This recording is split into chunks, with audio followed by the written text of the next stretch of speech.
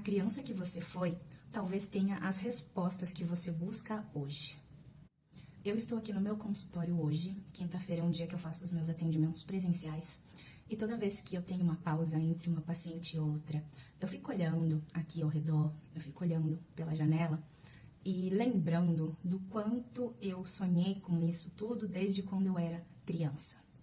E aí eu decidi gravar esse vídeo para falar um pouquinho sobre isso. Por quê? Porque o Jung, que é o criador da abordagem que eu trabalho na psicologia, ele dizia que a criança que nós fomos é o mais próximo do self que nós já estivemos. E o que é o self? O self é o nosso eu maior, é a nossa centelha divina, é a totalidade da nossa psique, é a nossa essência, é a nossa alma. Você pode chamar de várias coisas, mas ele é o mais verdadeiro do que nós somos. E aí quando nós nascemos, várias camadas de coisas vão sendo colocadas ali em cima de nós. Então nós já ganhamos um nome, nós ganhamos uma religião, nós ganhamos um time de futebol, nós nascemos em determinadas regiões que vão interferir no nosso desenvolvimento da personalidade, né? Enfim. E acabamos nos distanciando dessa essência primordial, né? É bem comum que isso aconteça. Muitas características que nós temos vão sendo tidas como não bem vistas e com isso a gente vai jogando para o inconsciente essas características e elas ficam lá, trancadas e não desenvolvidas, né? Em contrapartida também tem a parte do que é esperado de nós.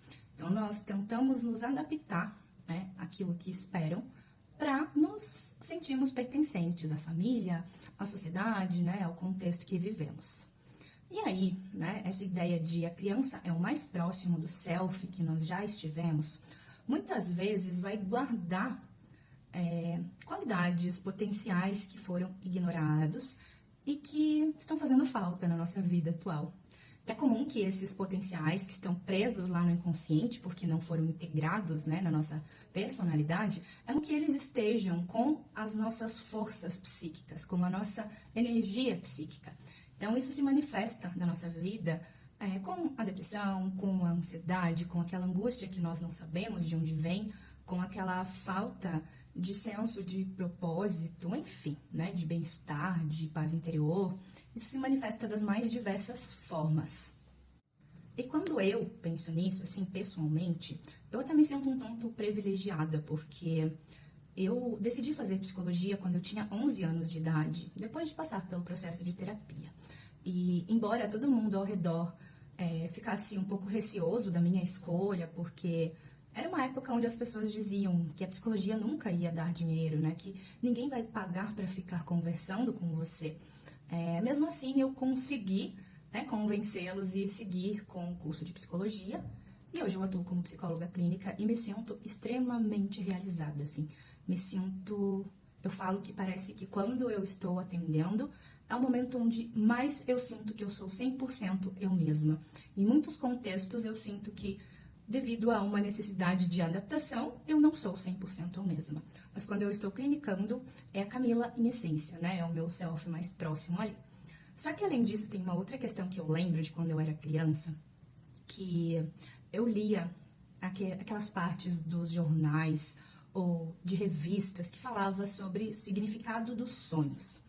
E eu lembro muito bem de ter pensado em algum momento, lendo isso, que quando eu crescesse, eu poderia ler um livro que tivesse o significado de todos os sonhos e eu poderia trabalhar com isso. Pensamento de criança, né? 8, 9 anos de idade. Óbvio que eu não fazia ideia de que isso era uma profissão de fato.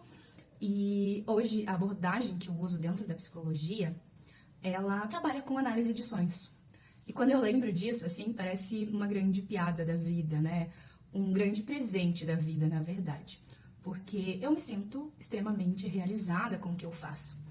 E por isso que eu falo, né, além de tudo que eu estudo, de tudo que nós entendemos na psicologia junguiana sobre essa criança interior, sobre essa criança que nós fomos e os potenciais dela, eu consigo ver na minha própria história. E quando eu olho para pacientes que eu atendo e a gente vai olhando para essas questões, nós percebemos que muitas vezes coisas que elas gostavam, que elas amavam fazer na infância, foram deixadas de lado devido à necessidade de adaptação aqui no mundo externo, né? E, enfim, só que isso não quer dizer que você deva, né, caso você se identifique com isso, tipo aquela criança que amava ensinar, né, amava ensinar para os outros as coisas que ela aprendia na escola ou que ela lia nos livros. E hoje ela trabalha com algo que não tem absolutamente nada a ver com isso. Mas quando ela reconhece que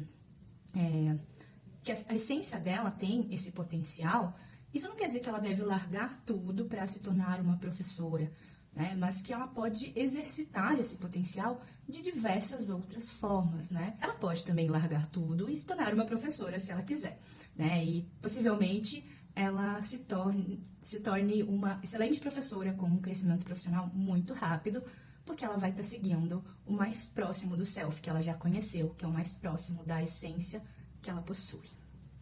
Então é isso, né? Muitas vezes a gente se sente perdido, pensando no futuro, pensando em coisas que me realizariam na vida. Isso geralmente é visto nesse contexto externo de coisas que eu deveria aprender a fazer. E se você olhar para trás, para sua infância, é possível que você perceba que você sempre soube fazer isso. Você só jogou para um nível ali inconsciente, às vezes até para a sombra, e foi um potencial não desenvolvido, né? Mas que você pode começar a desenvolvê-lo agora de diversas formas. E é possível que isso te traga um grande crescimento profissional rápido. E se não for para o profissional, com certeza vai te trazer uma grande realização pessoal. Você vai trazer a energia psíquica que está no inconsciente, com esses potenciais não desenvolvidos, jogando a luz da consciência neles, você recupera força psíquica, você recupera energia vital.